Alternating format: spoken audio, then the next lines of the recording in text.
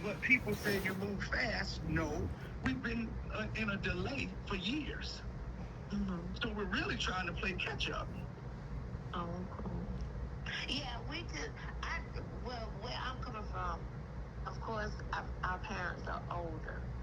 So we also got to go through this process with, you know, listening to them, and we have to like, okay, well, let's see, let's just be patient. Just can we talk about it?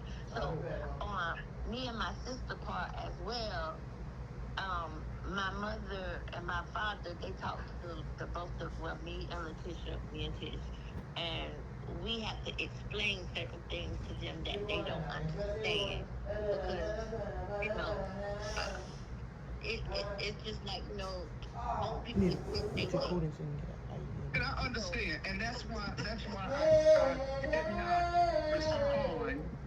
Did not respond to her message. I just didn't respond. And when I saw her today, I didn't even address it or bring it up because it's just not worth it. But if you can't come in and see that blinds are broken and now they're repaired and the fan is wobbling and making a noise and now it's not because they're brand new. If you can't see that, then I don't know what to tell you. yeah, because see, we've been going through this even with, some other things about, uh, telling, The building, another thing, the building was yeah. not insured. Starting Monday, I get the quote and we're paying, so the building is insured. If something were to happen here, you wouldn't have to worry about Victory Temple because it wouldn't be around because it's not insured. Yeah, So there's a business aspect. I understand Ernest worried about being nostalgic and tradition and all that kind of stuff. But there was a business acumen that was not in place when I got here.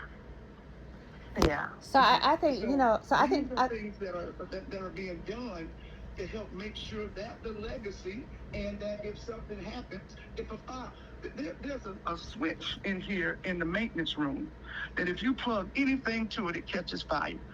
4 vacuum cleaners have caught on fire using that switch before I figured out it's the switch and not the vacuum cleaners. So the man is in here fixing it now. It's just little things like that. That while we're worried about one side of it, there was a danger that was put in place that I don't know if we knew. And so these are the things that are being fixed and addressed at this particular time so that this church can continue and function as a church, as a proper way a church is supposed to function. Not a mom and pop store, but a church. And so I guess just the takeaway from this conversation is that there so the part about communicating the vision, understanding the phases, understanding everything that was going to happen because you want to move quickly, you have the means to do so, then it's kind of just going to be done without like a gathering, a meeting, or this is what's ahead. The first thing, let me stop there.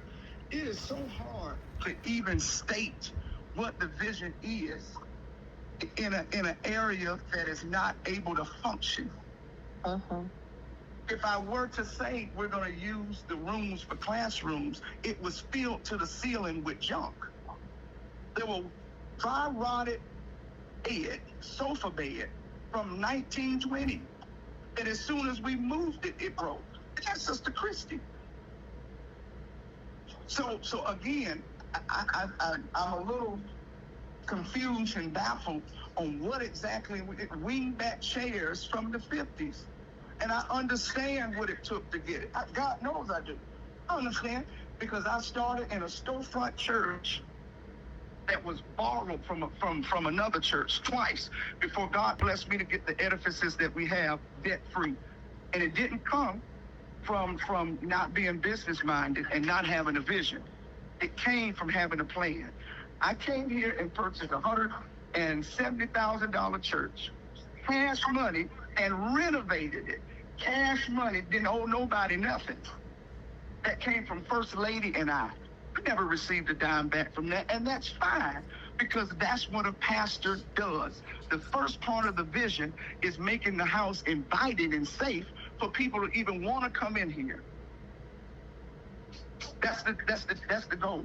And to take the pressure off of the individuals who, when they met with me, said they were doing everything themselves. It was only their money coming in, and they were tired and they need help. So when it comes that someone comes, I took all the bills away from you. You don't have to worry about paying none of the bills.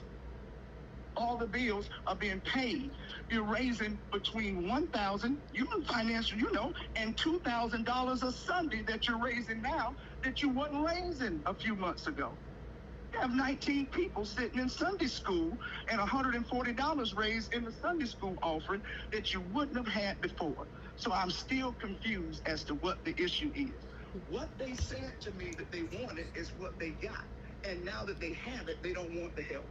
And so I think where I'm confused is because of your vision, because of your sacrifice, because of everything that's being done, and because of the merger, this is not just a conversation about my parents and the communication. It is about walking the entire congregation through. We're going in this room. That couch is dry rotted. We're going to convert this and do this, so that as we are learning you and your vision and you and your strategy, which, because me and my sister picked up the phone to talk to you tonight, this is brand new to me. And so where I'm confused is because of all the energy you're investing, because of all the money you're investing, because of this vision, I'm confused about just the absence of the articulation, the absence of taking the congregation that you're leading through this. And as I said, it was not taking us through it as permission.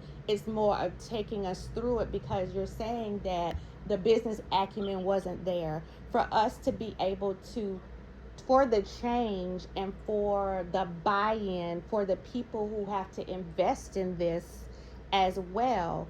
It's taking them through this, and this is the vision to help build the business acumen, build the investment, build the buy-in, so there isn't pushback and resistance. Because what I'm going to say is, while my mom and my dad may be a little bit more vocal about what they're seeing, what they're feeling, as I was talking to Sister Allen about, on Fourth Sunday, we used to do building fund. People used to invest, people used to give $20 because they knew what our ultimate goal was. She expressed to me that she was disappointed that they had given a figure at the church before and people just stopped giving, and no matter what you say, people are not going to give.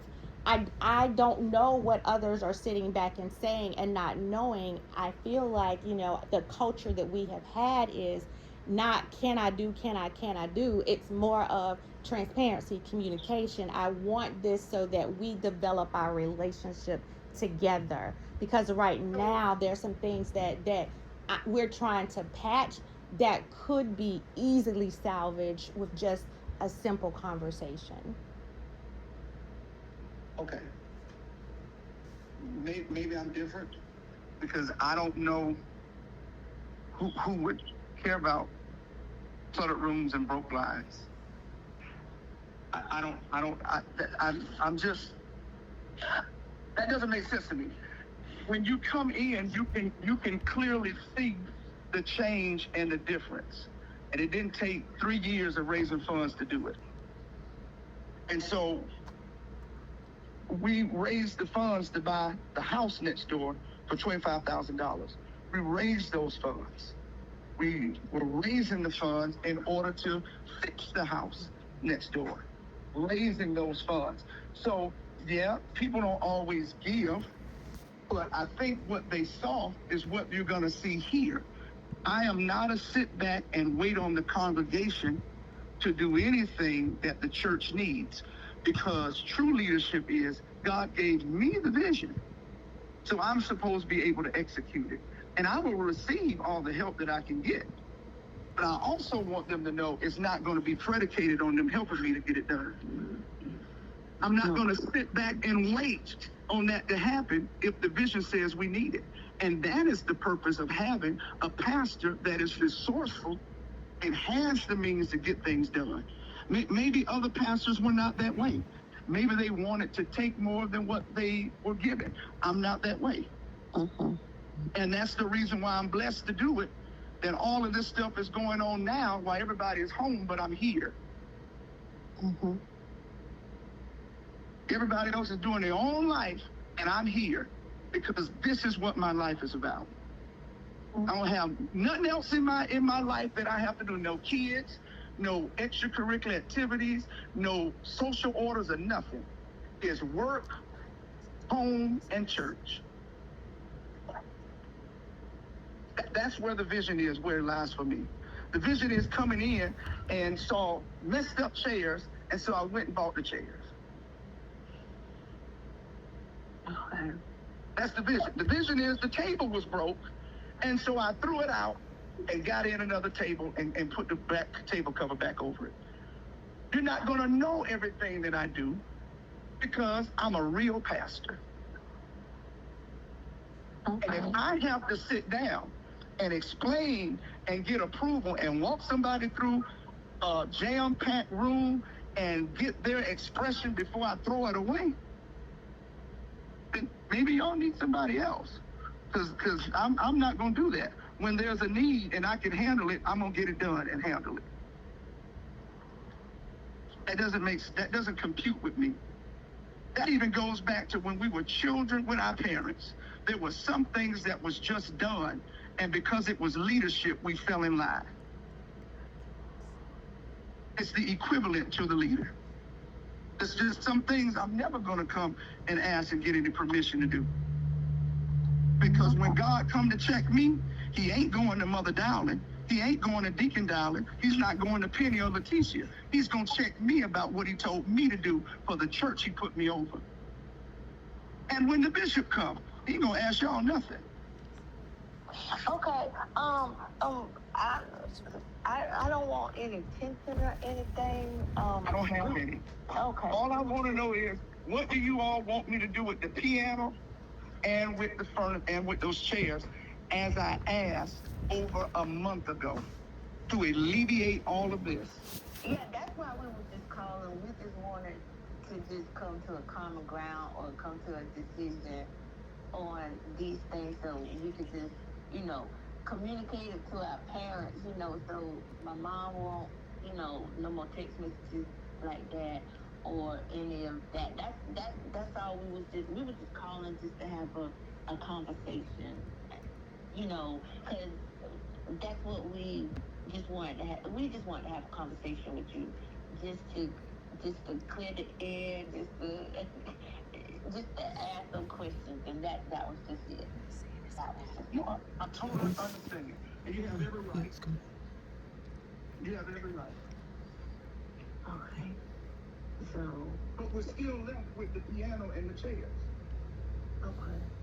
How many chairs is it? Three. And it's the piano. Okay. And so is the new furniture coming in this weekend Yes, ma'am. for every room? For every room. Okay. The only room that I left untouched for now is your mother's office. Okay. So, The classroom will be set up. The finance room will be set up. And my office will be set up. I'm just waiting on some people and stuff to come in because I didn't have that big of a room for my office in the other church. But everything else will be coming in. could be coming in. Mm-hmm. And then I'm going to start working on these floors, getting these floors redone. We'll start working on these exit signs that the insurance man said have to light up. We're going to start working on these things. Some things I just don't have time to sit there and go through changes to get it done. Okay. All right. Okay. So we just have to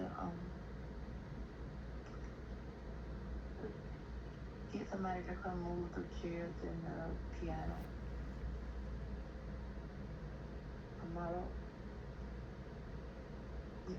Saturday. My days get mixed up because I'm working too much. Okay.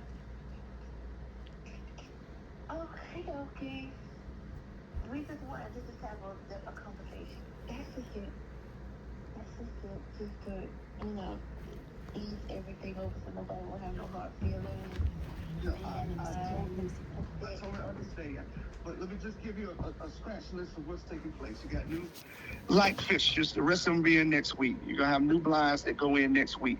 The cues will be bolted down next week. This week, you already have new ceiling fans, some new light fixtures. What else do we do? The alarm system is in. The insurance will start Monday. And these rooms have been decluttered and all this stuff taken out so they can be functional and usable.